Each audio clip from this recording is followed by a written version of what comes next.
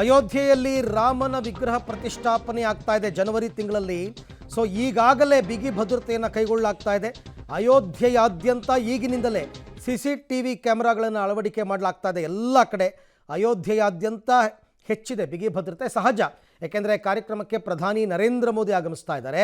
ಜೊತೆಗೆ ದೇಶದ ಗಣ್ಯರು, ಅತಿ ಗಣ್ಯರೆಲ್ಲರೂ ಕೂಡ ಆಗಮಿಸ್ತಾ ಇದ್ದಾರೆ. ಅಂಬಾನಿ, ಅದಾನಿ, ಕ್ರಿಕೆಟ್ ಫೀಲ್ಡಿಂದ ಸಚಿನ್ ತೆಂಡೂಲ್ಕರ್, ವಿರಾಟ್ ಕೊಹ್ಲಿ, ಹಾಗೆಯೇ ಬೇರೆ ಬೇರೆ ರಾಜಕಾರಣಿಗಳು, ಬೇರೆ ರಾಜ್ಯದ ಮುಖ್ಯಮಂತ್ರಿಗಳು ಎಲ್ಲರೂ ಕೂಡ ಕಾರ್ಯಕ್ರಮಕ್ಕೆ ಆಗಮಿಸ್ತಾ ಇರೋದ್ರಿಂದ ಸಹಜವಾಗಿ ಅಯೋಧ್ಯೆಯಾದಂಥ ಹೈ ಅಲರ್ಟನ್ನು ಘೋಷಣೆ ಮಾಡಲೇಬೇಕಾಗುತ್ತೆ ಆ ಕಾರ್ಯಕ್ರಮ ಮುಗಿಯೋ ತನಕ.